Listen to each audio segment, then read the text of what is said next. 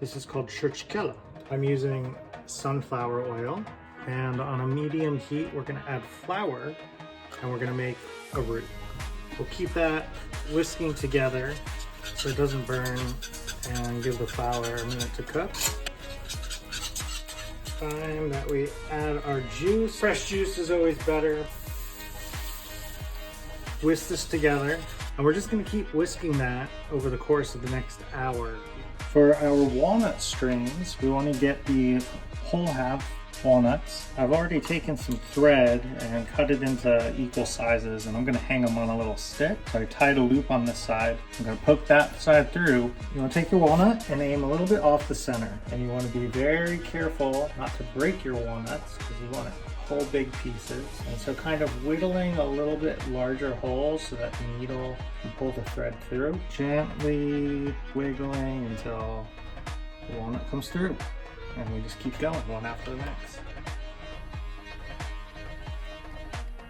There's our first string of walnuts. We're just gonna take the needle off and go ahead and tie it in the front. And we'll be dangling it after we drag it through our tartara, or grape juice sauce. Tartara is nice and thick. You dip those in. Grab a spoon and you just get those nice and covered in that grapey goodness. And you pull those out, and then you got that first layer coating, and you let that drip off for a second, and we're gonna set that to hang. It's been 24 hours, and we're just gonna do one more layer. We're gonna dip it in our sauce, and then these are gonna dry for 2 to 3 more days before they're ready. Make sure everything's coating, let it drip down for a couple seconds, and then put it on our hanger.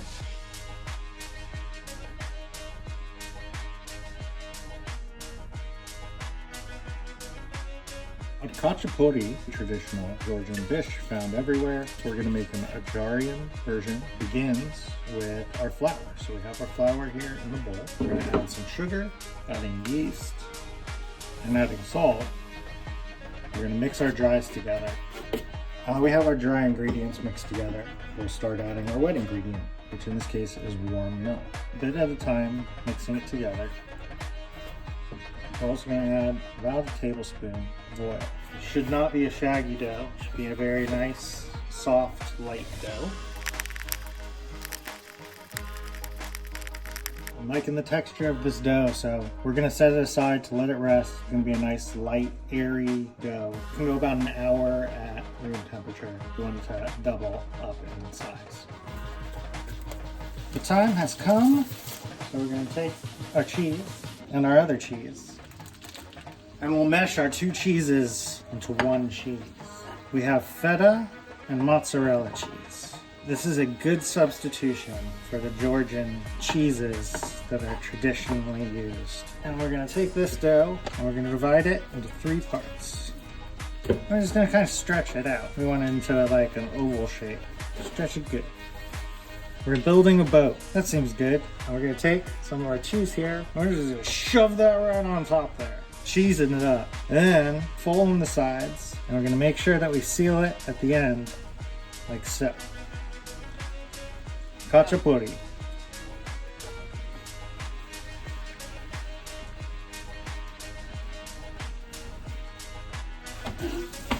Three Khachapuri boats. They are ready to be popped in the oven, 395 degrees.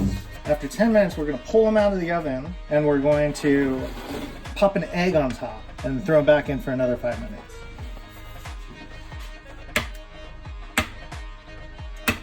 Back in the oven. Our Khachapuris come out of the oven, so we're just gonna start tearing off the bread, dipping it in the center. You mix the egg in with the cheese, and then dive in. Eat it with your hands. We must eat salad. Salad consists of vegetables and herbs. Things right into the serving bowl there. Nice little bite-sized chunks. Seems like enough tomatoes. Next up after tomatoes, cucumbers.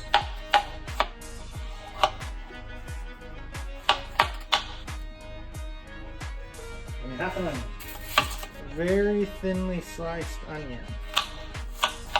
Thin sliced onion. And then comes our herb. Parsley, we're gonna do a fine chop.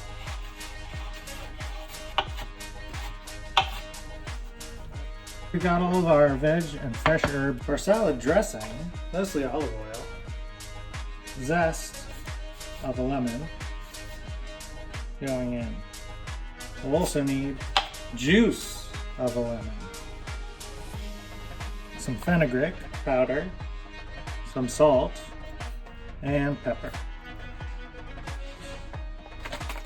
Shake to combine, and we'll pour that over our salad along with our chopped walnuts. The salad is nice and dressed, walnuts were added, and the lime and olive oil dressing was mixed. Time to serve. Schmickmurda, it's chicken. It's creamy, garlicky chicken. We're gonna salt and pepper and paprika, any seasonings that you like, really.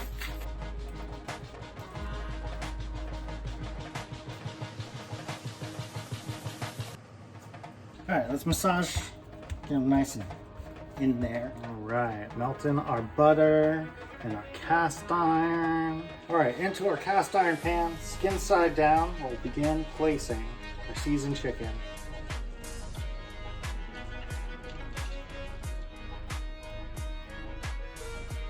And our chickens are in.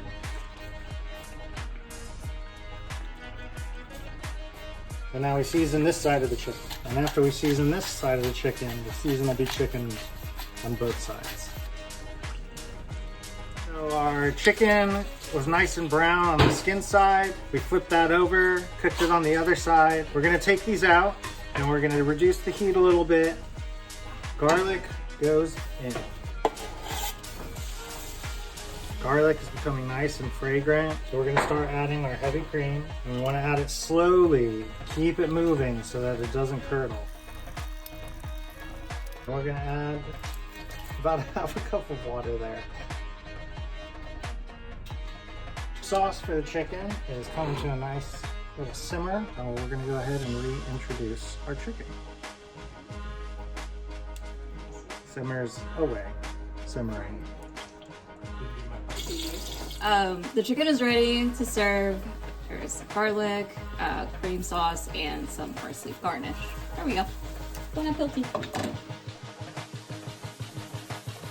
Okay, we're gonna make a Badrijani, probably saying that wrong, with eggplants used as a wrapper to wrap up walnuts. What we're gonna do here is just slice our eggplants into about 1/4 inch thick slices.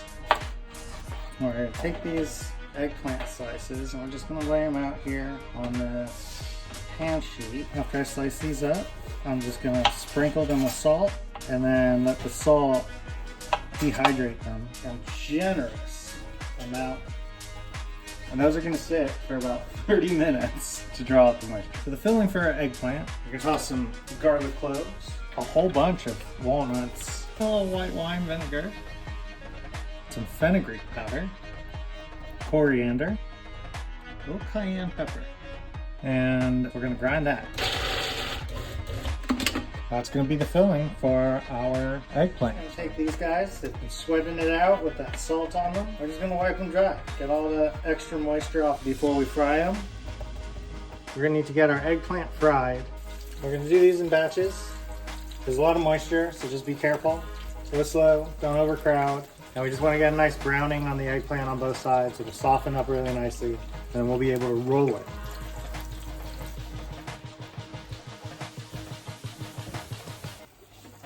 As our eggplants continue frying, we're going to start wrapping up the ones which are ready.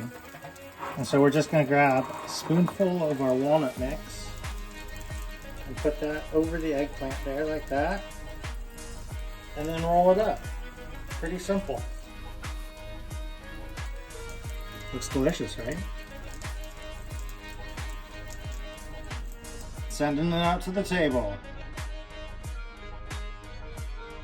Making Ajika sauce. It goes with everything. Rough chopping some garlic to a food processor here. Some red bell peppers. Rough chop on toss those in the blender with the garlic. We have some Fresno chilies, some hot chilies that we'll toss in there as well.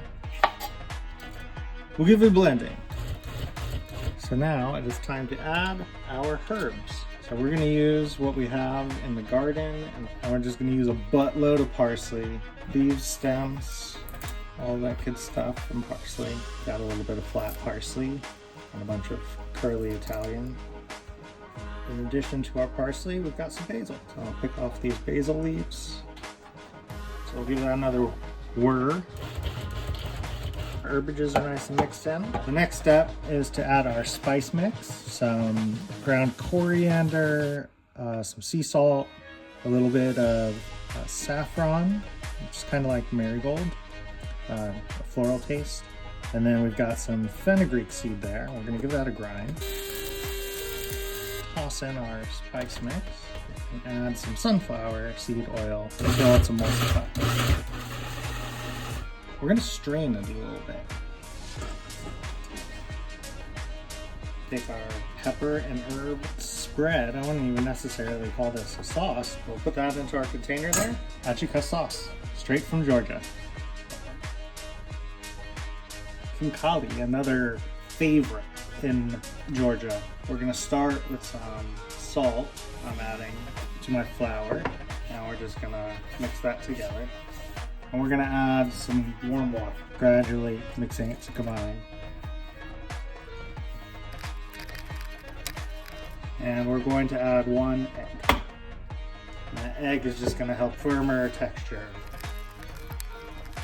onto a well-floured surface. And we're gonna knead it for about 10 to 15 minutes.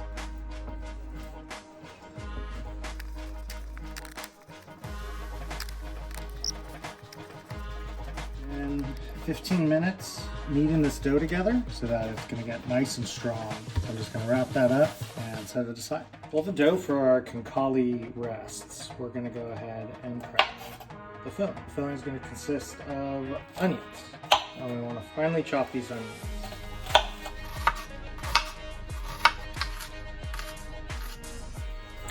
Garlic, crushed. We have our ground beef going in. Teaspoon of coriander, salt, pepper, some beef broth. I'm gonna put about half of it in and then see how it goes.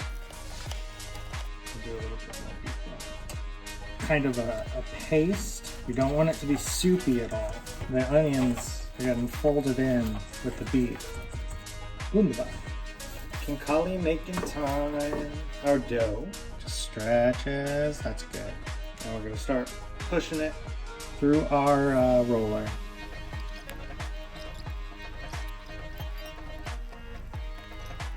And see how that dough just gets pulled into the dough roller? Now once it's nice and smooth, we're gonna go ahead and put it through thinner.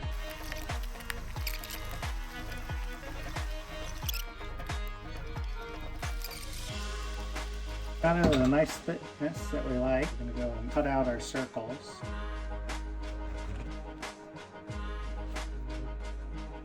And the way that we form these khinkali, you grab a spoonful of your meat and put it right in the center there. And you just start feeding around the edge. You go all the way around the outside making these pleats. When you're done, you should have 20 pleats and they come together into a cute little purse. Like that. Looks like a garlic clove. Like a cute little garlic clove.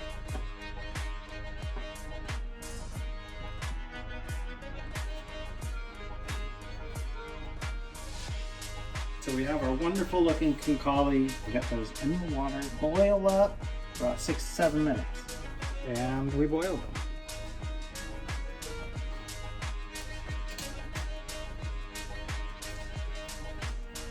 In about 8 minutes, bubbling up to the top. They look like dumplings. Fish those guys out.